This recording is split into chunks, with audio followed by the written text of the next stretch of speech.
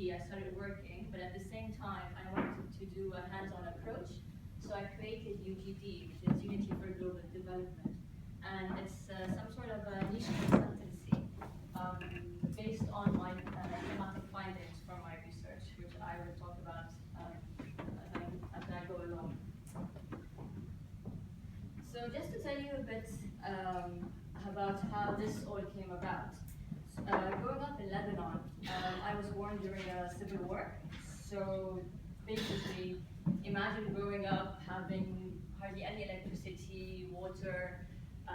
You go to school and then you don't know whether you'll be rushed back home, and you don't know what's happening. So this creates some sort of resilience. So everyone was working really hard to establish themselves, because they either wanted to get a scholarship to go abroad, or if they wanted to go to university, there's a lot of competition and they want the best to be there. So I was among those people who were like rushing around like mad people, trying to do the best they could. So based on that, I realized that we all need employability skills. These skills come in various forms and shapes, and it all reflects on our personalities, on our backgrounds, on our families, and how do these play a part in education, and how does education then help in the transition from schools or universities to employment. So I was playing along with these ideas for a long time, and then I got the chance to do a PhD. So I thought, why not? This is my chance. Basically, just to tell you about the Middle East and North Africa, it is a very diverse region. So just for the sake of this presentation, we have the Gulf Cooperation Council, which is the GCC. So everyone's familiar with Dubai or Abu Dhabi, and you have this idea of rich Gulf oil, and there's no need for employment, everyone's guaranteed public employment. So that's one side. And then you've got the Levant, which has been talked about today, and then, for example, you've got Lebanon, and Lebanon has been an area where a lot of refugees have come in lately. So there has been a skewed version of employability, of education, about like what are the skills, for example, that refugees have to offer, and how do Lebanese cope with both cultures at the same time. And then you've got North Africa, and I will give Tunisia as an example because I was just there a few months ago, and I worked with a lot of students, and you can see the effects of the so-called Arab Spring and how that affected their feedback and how they want to help within their community, within employment, which skills do they want, and do they want to work as in education, or maybe there's some sort of ideas of entrepreneurship, and are the families supportive? Are the students supportive amongst each other? I'm going a bit quickly, but I'm just giving a snapshot of everything.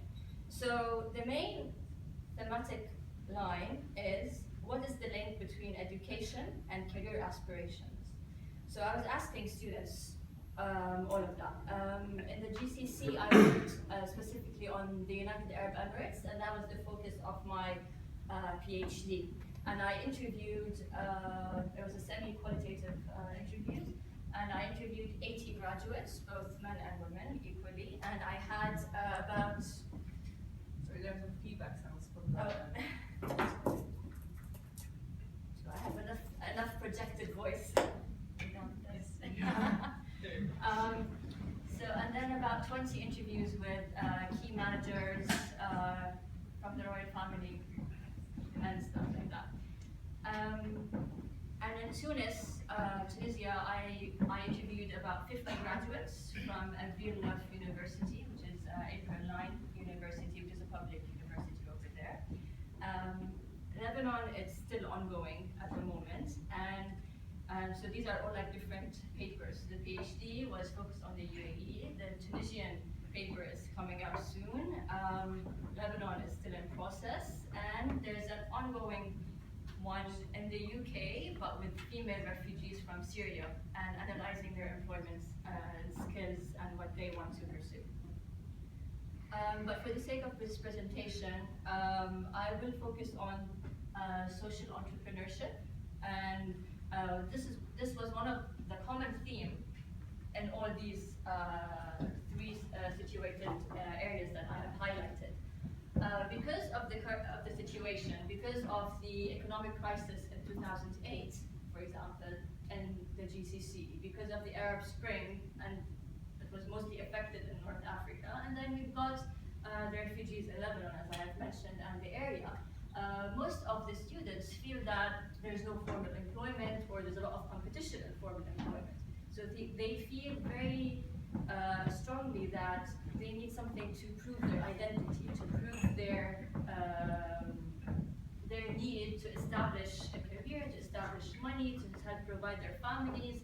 And this was especially seen among women because there's a need for double income, for dual income at the moment. So how has this changed? Because most women were only seen to work in acceptable workplaces, and now all of this has changed. The whole infrastructure has changed. So all of this has affected their ability to interact with their family.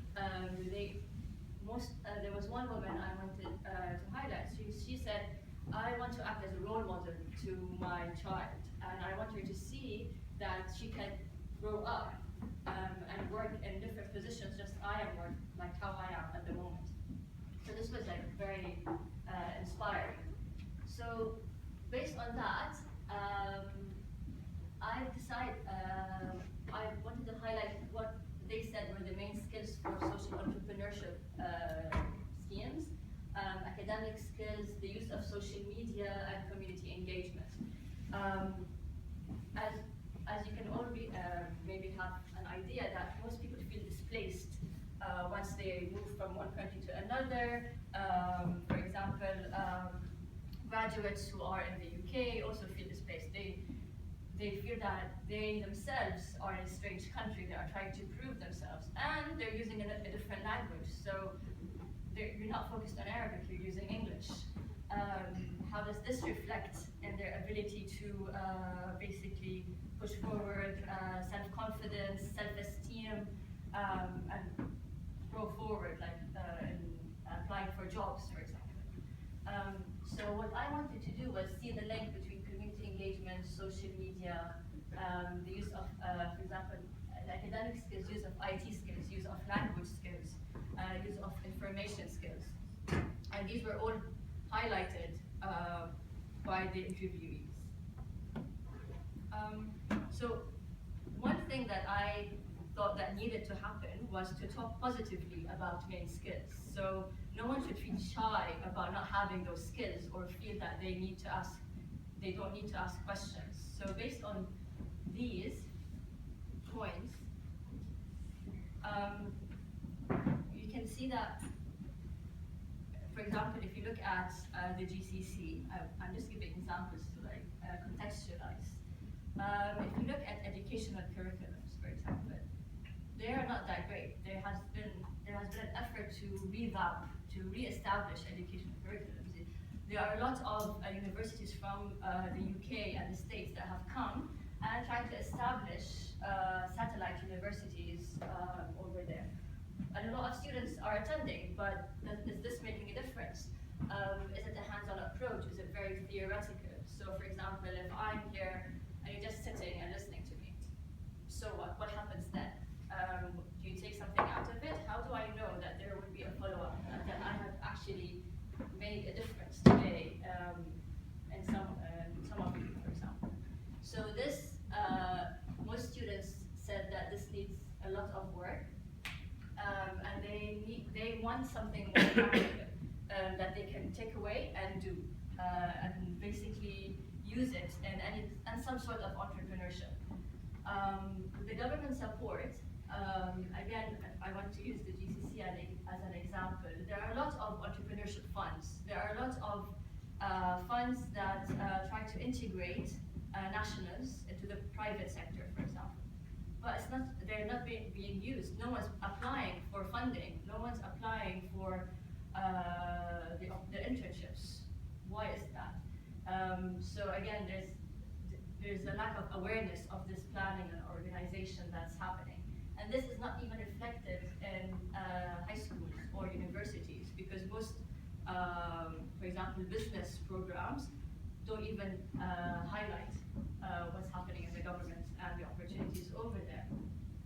So all of this is leading to the need to create more awareness, the need to realize that there is a broader employability spectrum. People don't really need to work in the public sector anymore, aside from the fact that it's oversaturated and there's hardly any positions over there. But you can go into entrepreneurship, for example. And entrepreneurship can be in tech, can be in social entrepreneurship, can be in education entrepreneurship, can be in different ways.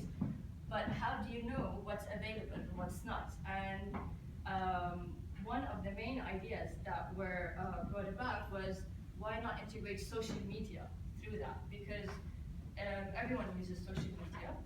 You can use Facebook not only for recreational efforts, but you can use it for finding a job or creating some sort of a project between people.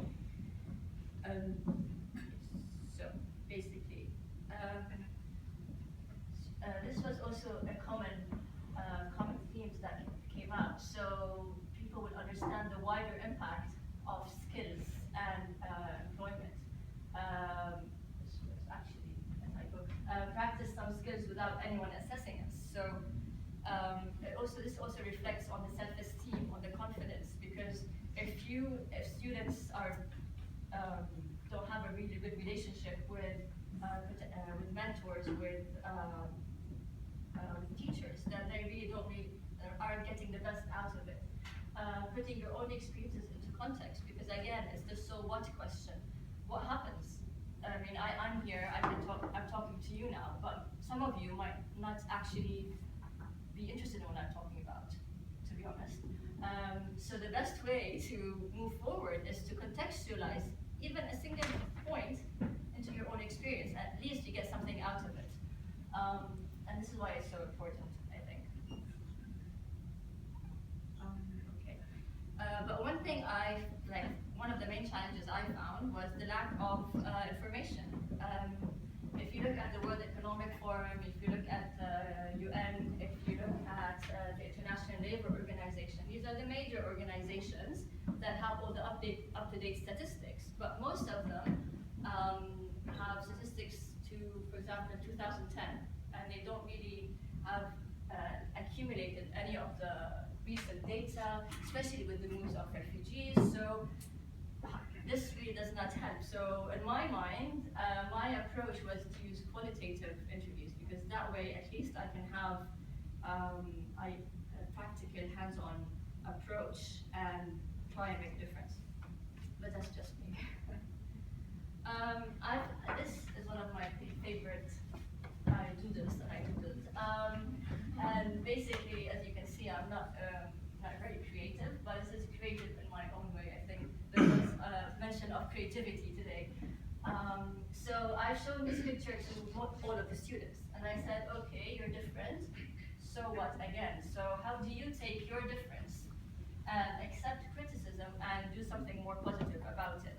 And most of the students, okay, most of the students have said that they needed this. They needed to show that other people are going through that, so they can look at, for example, if they get, for example, maternity leave, how does that will that make them different than other women who are not who are single and who are able to work? Now I know that in Norway this is much better than way better actually than the Middle East and North Africa, but still it's a process, and it needs to be pushed forward, and you need to highlight them, because this is a very subtle way of engaging with students about culture, about their family, about the support of their parents. And here, for example, one of the students who came from a very, very traditional, conservative family, and she lived in one of those poor northern Emirates, the United Arab Emirates, that no one knows about, because everyone, for example, knows about Dubai and Abu Dhabi, right? Like you all know these two. But if I mention, for example, Ras Al Kaiwan, it seems like I'm talking gibberish or Chinese because no one knows what that is. And so there are four areas that are not as oil rich as Dubai and Abu Dhabi, so no one knows about them.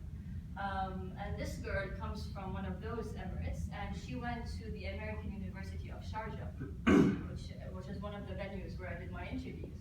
And she told me that her father was the one who actually, she had 6 sisters.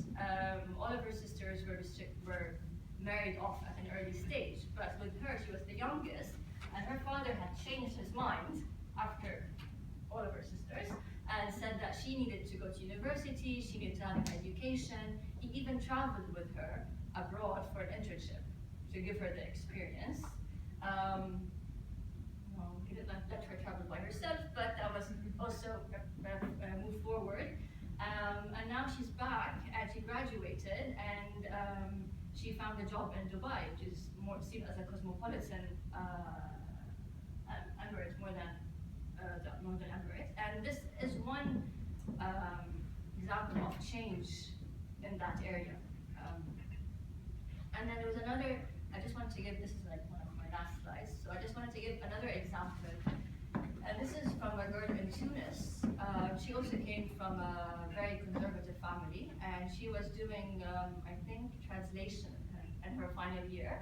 And she was engaged, her family was an arranged engagement. But in her final year, I think she was doing masters, she had said to her parents that she wants to cut off the engagement, and that she wanted to travel to the States to continue to do her PhD. And although it was quite difficult, but after a few really rough months, her father had accepted and had paid for all of her fees to the States, and she's moved forward. So although there is a constant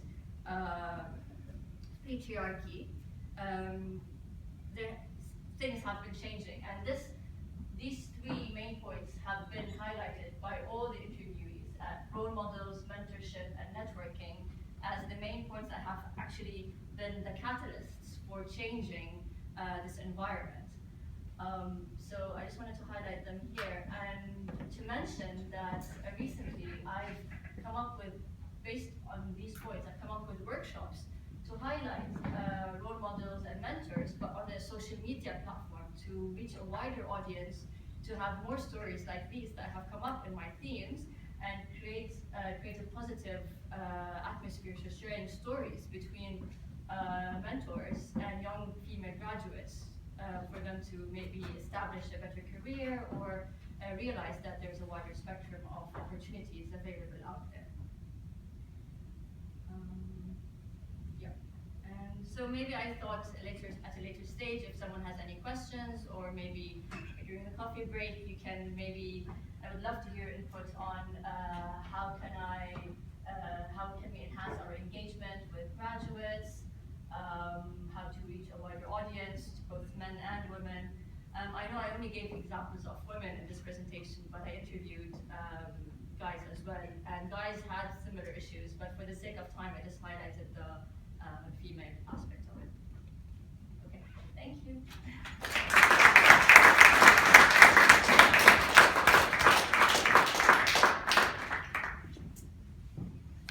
Yes, are there any questions or comments?